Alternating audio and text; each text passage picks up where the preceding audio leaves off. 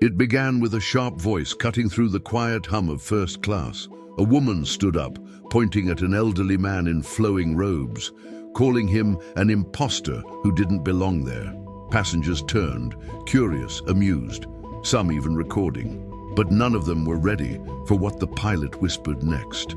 The morning sun glowed over New York's JFK airport, flooding the glass windows with golden light.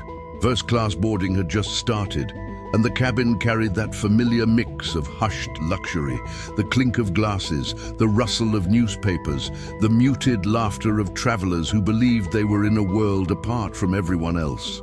Among them, in seat 2A, sat an elderly man. His robe was long white with golden embroidery at the cuffs.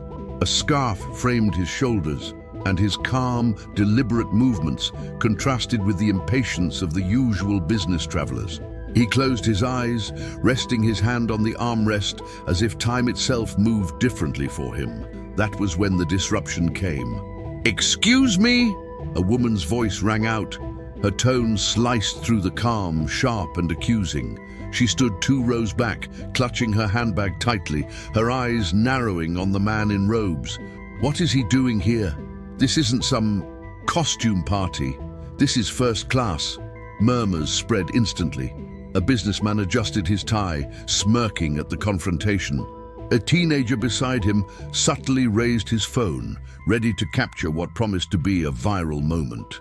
Flight attendants exchanged nervous glances, their professional smiles faltering. The elderly man opened his eyes slowly. His gaze wasn't defensive or irritated. It was calm, almost regal. He didn't answer her at first. He simply looked at her, and for a brief second it felt as though the entire cabin had gone silent. But she pushed further. "I paid thousands of dollars for this seat, and I don't want to sit near some old man dressed like that," she snapped, her voice trembling between outrage and insecurity. A flight attendant hurried over, whispering softly, "Ma'am, please lower your voice. This is first class and all passengers are welcome here." The woman wasn't satisfied. She crossed her arms and muttered loudly enough for the whole cabin to hear, "First class isn't for people like him. Look at him, he doesn't belong here." Some passengers chuckled under their breath. Others looked away, uncomfortable. A man in the corner raised his glass of champagne as if enjoying the free entertainment. But then the air shifted. The cabin door opened, and the pilot himself entered, tall, in his crisp uniform. His presence silenced even the whispers. He walked straight to the elderly man in robes, bent down respectfully, and whispered something only he could hear. The old man gave the slightest nod, his expression unchanged. Then the pilot straightened up, turned to the astonished cabin, and with a firm but quiet voice said, "Ladies and gentlemen, show some respect. This man doesn't just belong here, he owns this airline." Gasps erupted. The woman's face drained of color, her mouth opening but no words coming out. The teenager with the phone nearly dropped it. Even the businessman with the tie lost his smirk. The elderly man closed his eyes again, leaning back as though nothing had happened. The robe's golden trim shimmered in the sunlight. Around him, silence replaced mockery, and every passenger was left with the same thought. They had just witnessed something unforgettable, and for one woman, the flight had only just begun. The weight of the pilot's words lingered in the air long after he left. "He owns this airline." Passengers exchanged glances, some ashamed of their earlier laughter, others whispering in disbelief. The woman who had shouted now sat stiff in her seat, her face pale, her eyes fixed on the floor as though wishing to disappear. The elderly man in robes remained perfectly still. He sipped water slowly, his hands steady, his eyes calm.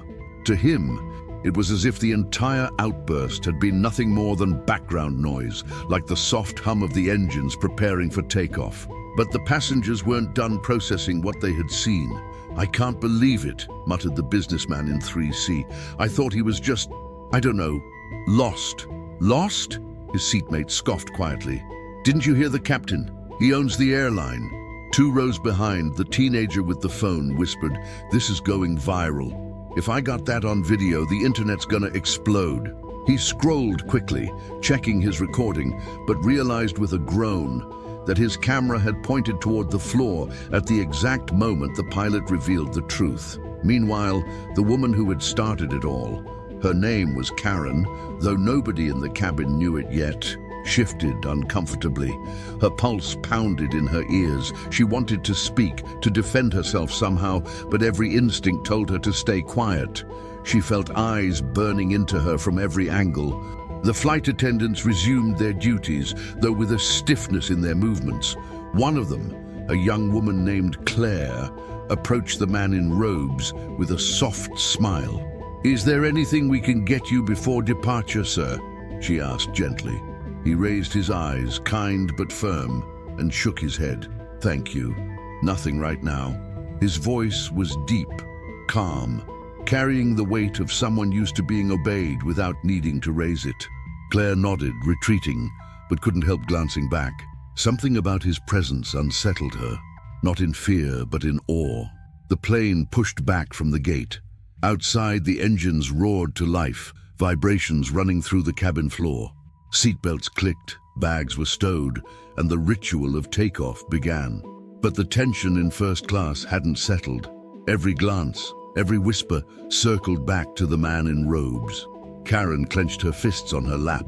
She leaned toward the businessman beside her and hissed, "How was I supposed to know?" He looked out of place. The man raised an eyebrow. "Or maybe you were out of place." Her cheeks flushed.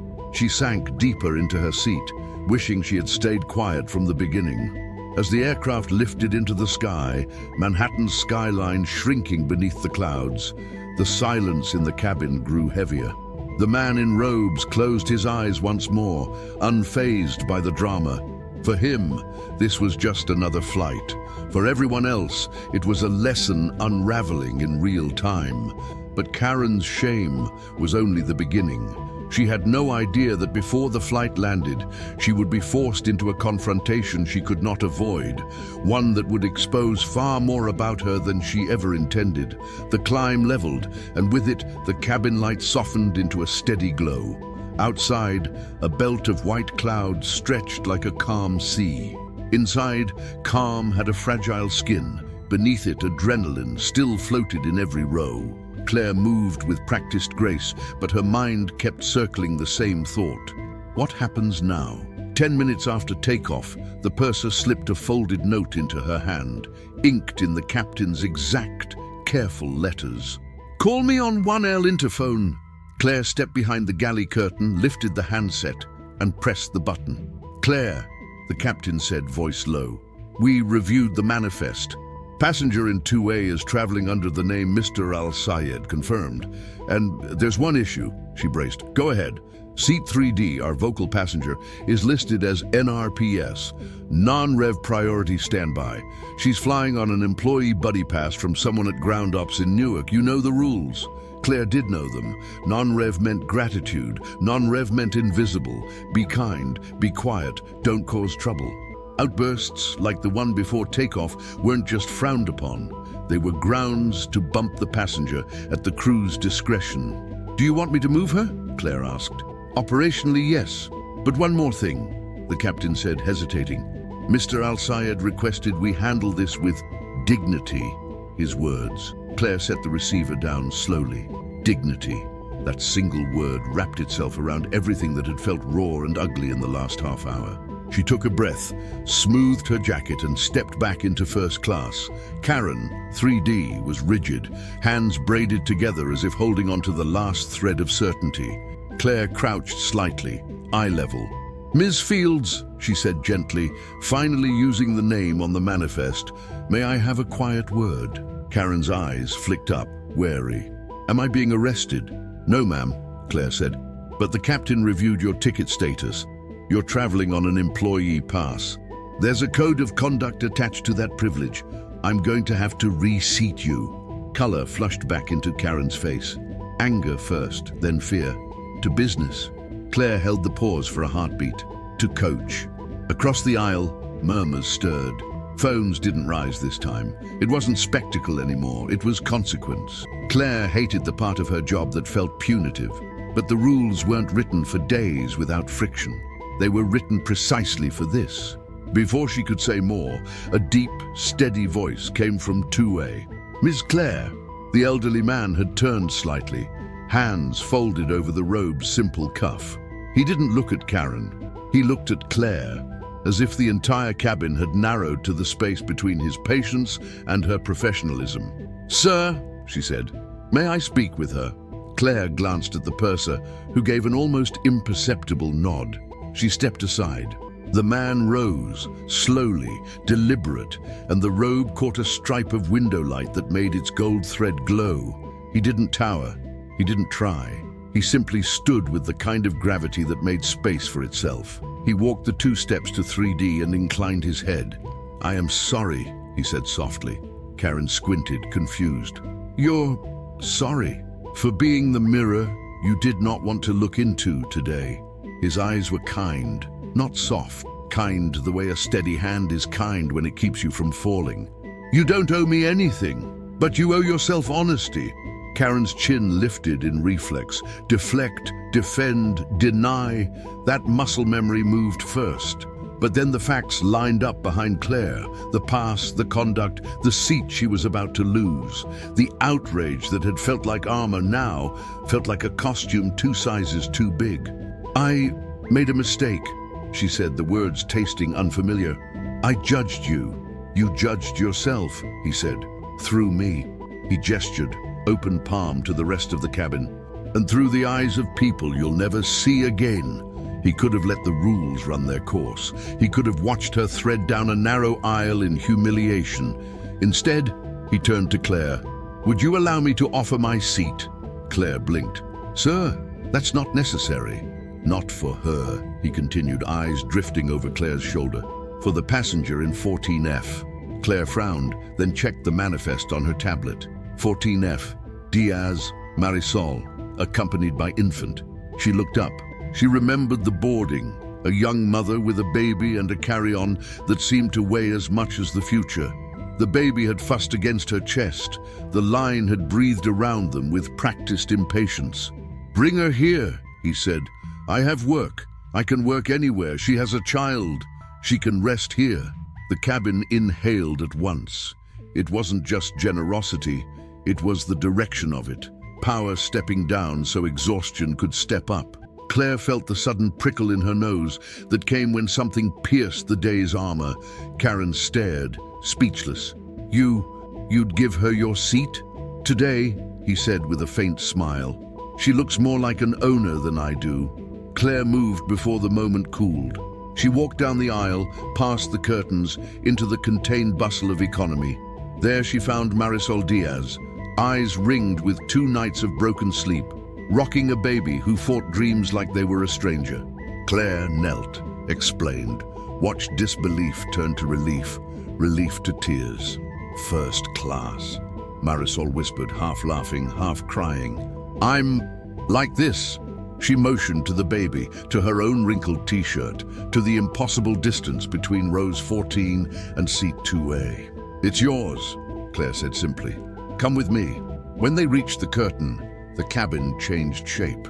Passengers straightened, not in judgment this time, but in a kind of instinctive respect.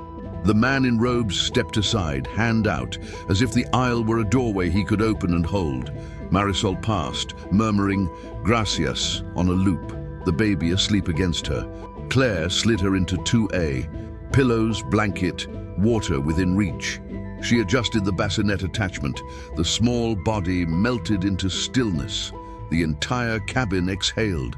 Karen found her voice again, brittle with the fear of falling. "What about me?" The man turned back to her, not triumphant, steady. "You keep your dignity," he said. "Whether you keep your seat is not my decision." He looked to Claire. "It is yours." The authority handed back to her landed like weight and trust at once. Claire nodded. "Ms. Fields," she said, softened but firm, "I'm going to reseat you in economy. There's an aisle in row 20. I'll make sure you're comfortable." Karen swallowed. For a flicker, pride tried to speak, but something else rose instead, a tired, human truth. "May I apologize before I go?" "Not to me," the man said. He tipped his head toward 2A. "To the person whose rest you almost stole." Karen's eyes tracked to the sleeping baby, to the mother whose shoulders had finally dropped. She stood, hands trembling, and took a step forward. I'm sorry, she said, voice threadbare. I forgot this is not just my flight. Marisol, stunned, nodded. We all forget, she whispered. Today, you remember. The twist had landed, not with scandal, but with rearranged gravity. Power had moved, privilege had changed direction. The cabin felt different because people inside it were for a moment different too. As Claire escorted Karen toward the curtain, she felt the cabin's eyes again. But they didn't burn this time. They witnessed. The aisle was less a corridor than a narrow bridge across a lesson. At row 20, Karen paused. Claire, she said quietly, thank you for not making a show of it. Claire met her gaze. You did that part already, she said, not unkindly. Now you get to do the other part. Karen nodded, sat, and buckled in. The engines were the same engines, the plane the same plane, but the world felt rearranged by an inch or two, just enough to make everyone sit differently. The cabin had finally settled into a hush. Marisol in 2A cradled her sleeping baby, her shoulders loose for the first time in days. The man in robes sat in 14F now, near the aisle, opening a leather folio and making notes in a neat script. It seemed absurd that someone of his stature would choose the middle of economy, but he looked completely at ease.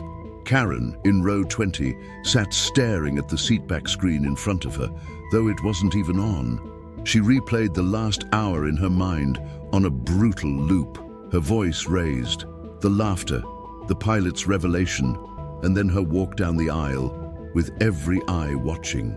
She wanted to vanish into the fabric of her seat. At cruising altitude, the flight attendants began meal service. Trays clinked, carts rolled, the scent of reheated pasta mixing with warm bread. Passengers leaned into their own little worlds again. But the earlier events had left a trace. Every now and then, someone glanced toward 2A, where a mother and child had replaced power and robes. Then the seatbelt light dinged. The captain's voice came over the speakers, steady but firm. Ladies and gentlemen, we're expecting a pocket of turbulence. Please return to your seats and fasten your belts. The aircraft jolted, sudden and sharp. Cups rattled, a bottle rolled off a cart. Someone gasped. Karen gripped her armrests. The businessman across the aisle muttered, "Just a bump," but his jaw was tight. The turbulence grew rougher. Overhead, bins shook. A few passengers cried out as the plane dipped, then leveled. The air was thick with unease now. Nothing catastrophic, but enough to remind everyone how fragile 35,000 feet could feel. Amid the bumps, a cry pierced the cabin. The baby in 2A had woken, startled by the sudden motion. Marisol rocked him quickly, whispering, "Shh, mi amor, it's okay." But the child's wail carried over the hum of engines, louder, desperate. Karen twisted in her seat, looking forward instinctively. For a moment she felt something she hadn't all day, a shared fear, raw and unfiltered. The turbulence didn't care about first class or economy. They were all just passengers in the same sky. She unclipped her belt impulsively. A flight attendant hurried down the aisle. "Ma'am, sit down." But Karen shook her head. "I can help, I'm a nurse," she blurted, louder than intended. Heads turned. No one had known that about her, not until now. The man in robes, steady even in the shuddering plane, lifted his gaze from row 14. He met her eyes across the distance and gave the faintest nod, as if acknowledging what she had just admitted. Not a status, not a ticket type, but a part of who she was. The turbulence eased gradually, the plane finding smoother air. The baby's cries softened under Marisol's rocking. Karen sank back into her seat, breathless, the adrenaline mixing with shame and relief in equal measure. The cabin wasn't whispering anymore. They were watching, waiting for what she would do next. The worst of the bumps had passed, but the cabin still held the aftertaste of fear. People spoke in softer voices, like a library after a storm. Meal trays had been paused, carts stowed, attendants clipped into jump seats until the captain gave the all clear. In 2A, Marisol's baby had finally surrendered to a trembling sleep, tiny fist still clutching the edge of the blanket. Claire moved through first class with careful steps, eyes making a quiet inventory. Water levels, tightened belts, faces that needed reassurance. When she reached the curtain, she paused and looked down the long aisle of economy, where the world felt narrower and more honest. There, in 14F, the man in robes, Mr. Al-Sayed, wrote another small line in his folio, then closed it with both hands as if sealing a held thought. Row 20 was all the way back in the plane's ordinary heart. Karen sat upright, trying to slow her breath. "I'm a nurse." She hadn't said the words out loud to strangers in years. Agency life had wrapped her in a new vocabulary of campaigns and clients. Nursing had become a past tense she never truly let go of. The turbulence had peeled her down to something simpler, what she could do when someone was scared. The seatbelt light pinged off. A wave of unclenching rolled through the cabin. Claire gave the brief go-ahead to her team. Carts whispered back onto the carpet, and the familiar choreography resumed. It almost felt like the day would settle into a normal rhythm after all. Then 17C pressed his call button. Once, twice, a third time, fast. Claire pivoted. The passenger's face was grey under the cabin LEDs, lips tinged with blue. He was a man in his 50s, athletic build gone slack, one hand pressed to the center of his chest, the other clawing lightly at the armrest, as if the air was getting narrower. His seatmate was already up, panic bright in her eyes. "Something's wrong. He can't catch his breath." Claire's voice reached for calm. "Sir, can you speak to me? Are you in pain?" He nodded. "Barely. Pressure. Here." Training detonated in her muscles. "Is there a medical professional on board?" she called, the practiced sentence slicing over headrests. "Doctor, nurse, EMT." For a beat, no one moved. Then Karen was on her feet. "Here," she said, steady. "I'm a nurse." She slipped past elbows and kneecaps with an economy of motion she hadn't felt in years. "Cardiology rotation. 3 years. Tell me what you have in the kit." Claire was already kneeling with the orange case unlatched. "AED, oxygen, aspirin, nitro, captain authorized." "Good," Karen said, crouching so her eyes met 17C's at level. "Sir, I'm Karen. What's your name?" "Evan," he breathed. "Evan, I'm going to help you. I need you to try to give me a number from 1 to 10. How bad is the pain?" He swallowed. 8. Karen looked to Claire. "Oxygen on. Low flow to start. Let's get his shirt open." "No, keep his modesty. Just enough to place the pads if we need them." "Aspirin. Chewable." The plane was suddenly quiet in a new way. This wasn't spectacle anymore. It was a room paying attention to a human life. The man in robes had stood half out of his seat at 14F, watching, not interfering. When his eyes met Claire's, he lifted a hand slightly, asking without words if he could help. Claire gave the smallest nod. He sat again, making room as an attendant slid past with the oxygen bottle. Karen placed the nasal cannula, eyes scanning Evan's skin, listening. "Any history? Heart disease, high blood pressure?" He blinked sweat. "My dad had a heart attack at 52. "How old are you?" 51. She heard the fear in the math. "Okay, you're here and we're with you. Chew this." She pressed aspirin into his palm. "Claire, prep the AED, but don't place yet." "Evan, any radiation down the left arm?" "Jaw?" "Arm," he whispered. "Copy." She looked at Claire again. "Let's get nitro ready. Check BP first. If he's hypotensive, we hold." Claire cuffed his arm, watching the numbers spool up. 138.88. She exhaled. "We're okay." "Half tablet," Karen said. "Under the tongue. Evan, don't swallow. Let it dissolve." She held his gaze until his breathing eased by a shade. Across the row, someone began to cry softly. Another passenger reached over and squeezed her hand. The cabin had become a small town of strangers, bound for a few hours by a single outcome. The interphone on the bulkhead chimed. Claire stood to answer, eyes never leaving Karen's hands. "Bridge, this is cabin," she said. Captain's voice. "Medical? Possible cardiac event, responsive, nitro-administered, oxygen on, nurse on board taking point.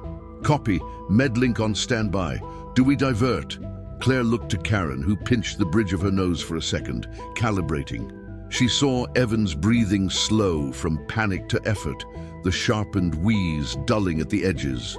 "He's stabilizing," she said, keeping her voice for Claire, but with confidence enough for the row to hear it.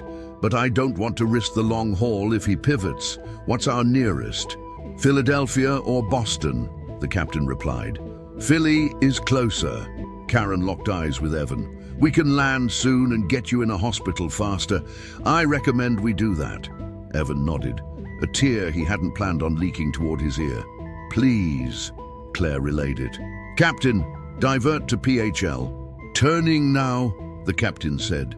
A minute later, the plane curved gently, a long, patient arc, through a sky that had finally made peace with itself. Row 14 shifted. The man in robes stood again, this time to remove his folio from the seatback pocket and tuck it away. He caught Karen's eye as she adjusted the oxygen and mouthed, "Thank you." She didn't smile. She couldn't break the focus, but she dipped her chin back, a human semaphore between unexpected allies. Minutes stretched. Blood pressure held. The nitro shaved the pain to a 5. Evan's color came back by degrees, like dawn learning the room. Claire started a log for the medics. Time of onset, meds given, vitals trend.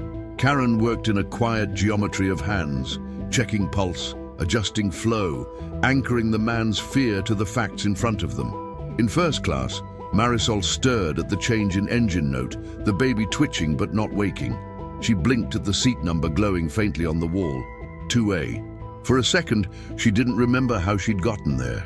Then she did. A wash of gratitude opened so wide in her chest, it felt like air after drowning. The PA clicked. The captain's voice was gentle but absolute.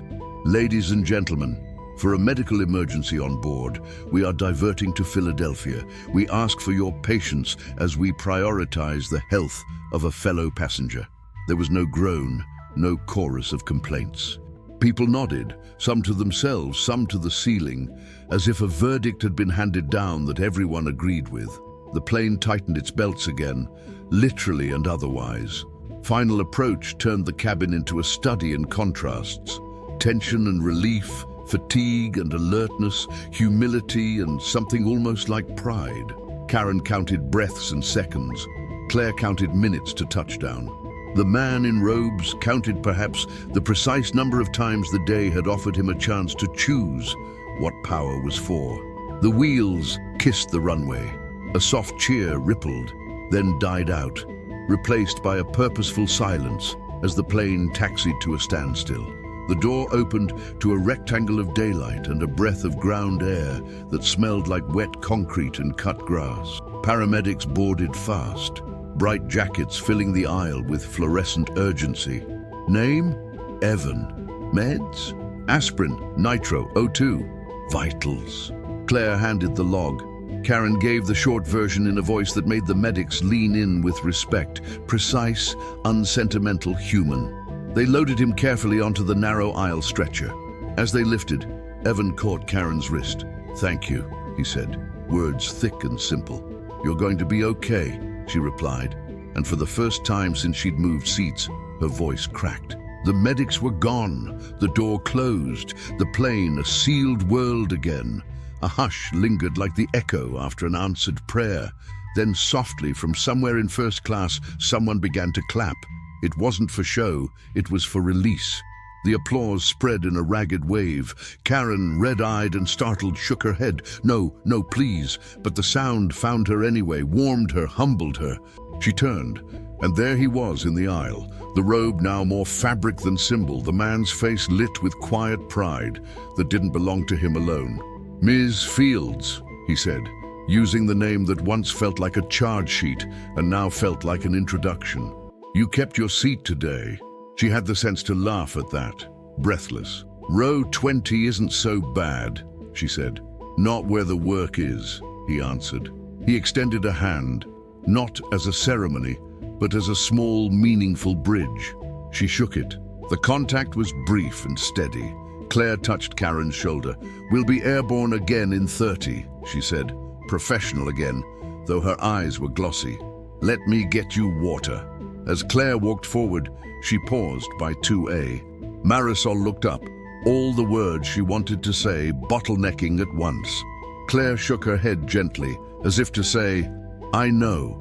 She glanced at the sleeping baby, then at the man in robes in 14F, then back toward the cabin that had remade itself twice in one flight. Somewhere between New York and a second takeoff from Philadelphia, the plane had turned into a lesson, not about who belonged where, but about what we owed each other when the sky shook. Taxiing out of Philadelphia felt like déjà vu, the same runway lights strung like beads, the same soft chime for takeoff, but the cabin was not the same cabin.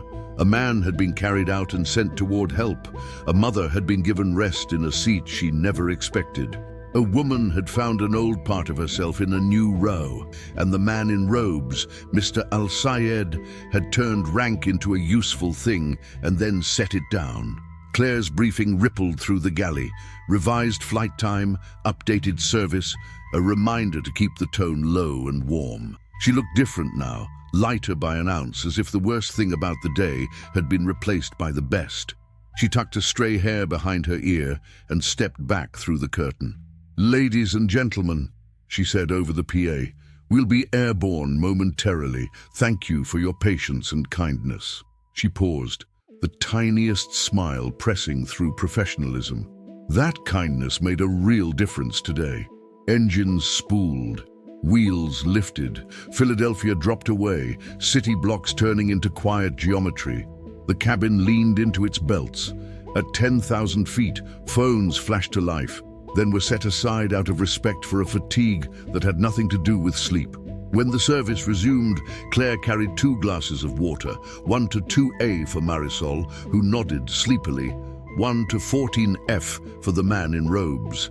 He accepted it with a grateful tilt of the head. "Sir," she said softly, "the captain asked if you needed anything at all." He smiled. "I needed the reminder," he said. Claire blinked. "Reminder of what?" "That flying is stewardship," he replied, "not ownership." She breathed out a short laugh. "I'll put that in the manual." A few rows back, Karen turned that sentence over like a coin. Stewardship. It explained why she couldn't shake the feeling that losing her place in first class had placed her in something better. She stared at her hands, the same hands that had started a storm and steadied a heartbeat, then unbuckled. Claire intercepted her with a look that asked and answered the same question. "Go ahead," she whispered. Karen walked the slow public walk toward 14F. It wasn't the Isle of Shame anymore. It was a hallway with a purpose. She stopped beside the man's row and cleared her throat. "May I?" He gestured to the empty seat across. She slid in, folding her hands to keep them from fidgeting. "I wanted to apologize again," she said, "properly, not just because I broke a rule." "You already did," he said, "and you changed your next decision. That's the heavier apology." Karen held his gaze. "I judged you before I knew anything about you. That's on me. But I keep wondering, if you hadn't owned the airline, if the pilot hadn't said it, would I have listened?" He considered that long enough for her to feel the truth opening between them.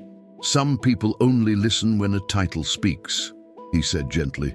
"But there are better voices. You heard one today, your own, when you said you were a nurse." She smiled without meaning to. It felt like waking up. "Then you owe it some daylight," he said. She laughed. "I'm in marketing now. We sell daylight that fits on a phone screen." "And yet," he replied, "when someone needed air, you gave him more of it." They let the quiet hold. Rows around them pretended not to listen, the way people do when the conversation in front of them is more human than any movie on the screen. "May I ask you something?" Karen said. "Why the robe? Why travel like this if you know people will react?" He looked down at the fabric, smoothing a fold with his palm. "It's what I wear when I go home," he said. "New York to Houston to Doha to Muscat, then my village. The robe is not a statement, it's a belonging." He glanced up. "And I choose to be visible in it, because the sky belongs to everyone who can walk down a jet bridge, not only to those who dress the same way." Karen nodded, heat rising behind her eyes. "You could have had me thrown off the plane." "I could have," he said. "But then the lesson would have been about me. Today it wasn't." She took a breath. "Thank you for giving seat 2A to the mother." He shook his head. "She took it," he said. "I only stepped aside so the seat's original purpose could be seen. Rest." From the forward cabin, the baby murmured, the soft complaint of a body recalibrating to thinner air. Marisol adjusted the blanket, glanced back along the aisle, and mouthed another thank you that landed everywhere it needed to.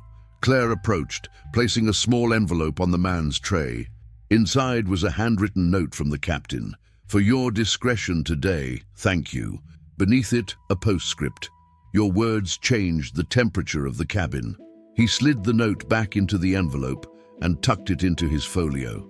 "Tell him," he said to Claire, "that his whisper was kind, but next time he doesn't need my title to ask for decency." "I will," she said. The cabin settled into the long middle, the part of a flight that feels like an agreement. Screens glowed, cups clinked, time smoothed out, but under it ran a new current, an attentiveness that felt like good posture for the heart. Karen returned to row 20 and opened the Notes app on her phone. She didn't write a statement. She wrote a list. Call the clinic. Ask about per diem nursing. 2 weekends a month. She added another line.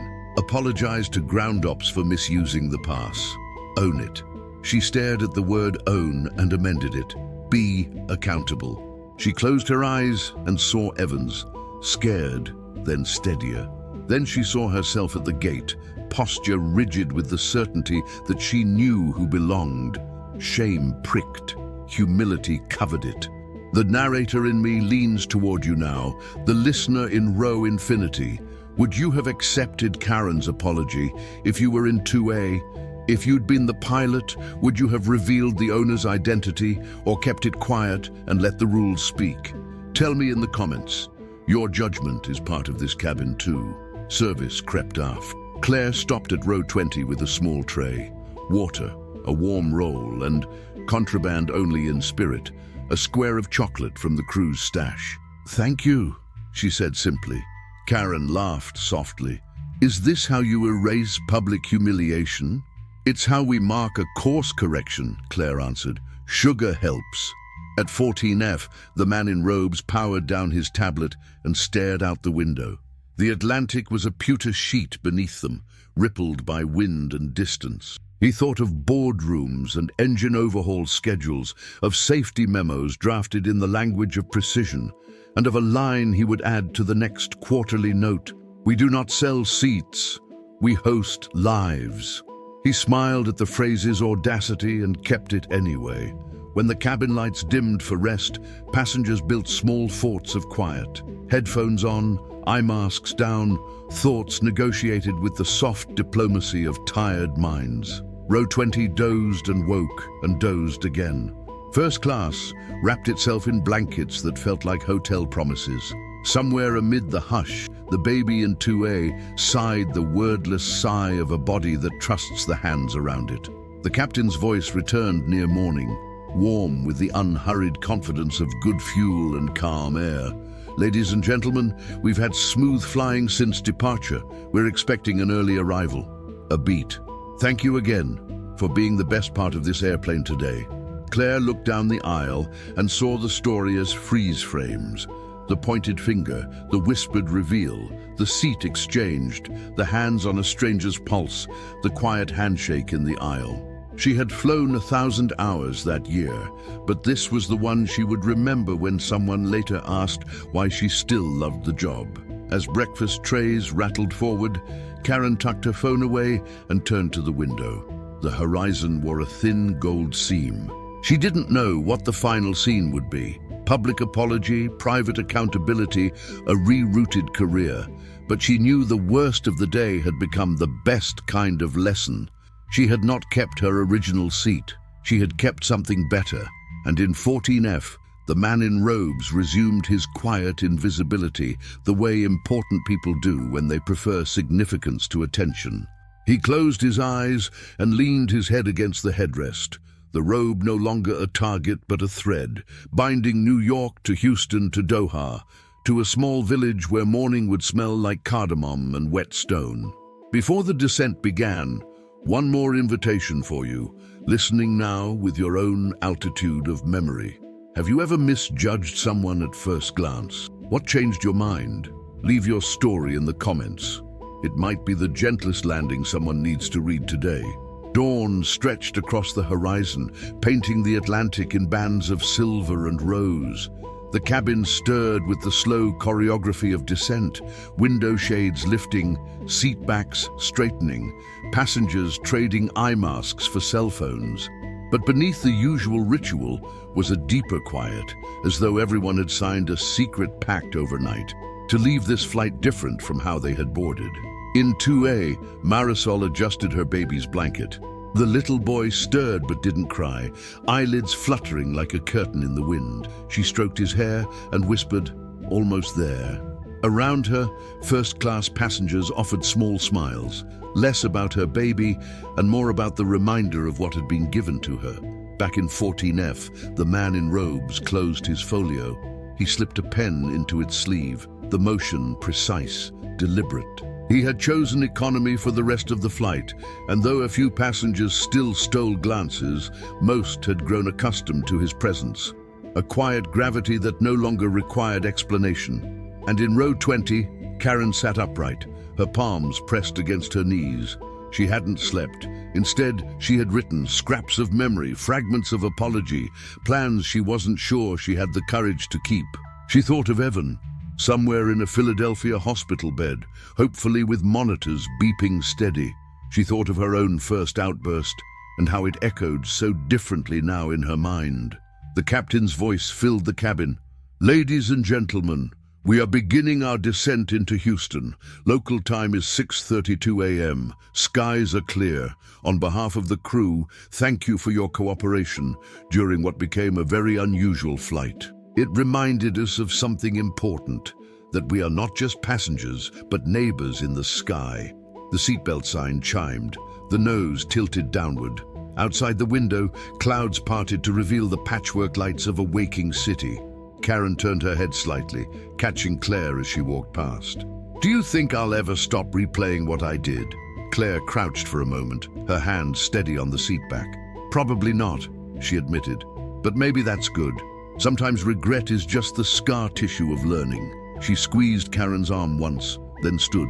The wheels touched down with a shudder and a roar, the cabin rocking forward against belts and shoulders. A cheer broke out again, softer this time, almost private. Passengers exhaled, released from the grip of altitude. At the gate, the doors opened and light flooded in. Marisol gathered her baby, whispering thanks again and again as she stepped into the jet bridge. The man in robes followed slowly, his presence as unhurried as it had been at boarding. A few passengers nodded to him, not because of who he was, but because of what he had chosen to do. Karen lingered. When her turn came, she paused at the threshold. She looked back, at the rows where judgment had lived, where fear had broken, where hands had steadied strangers. Then she stepped forward, the echo of engines in her chest.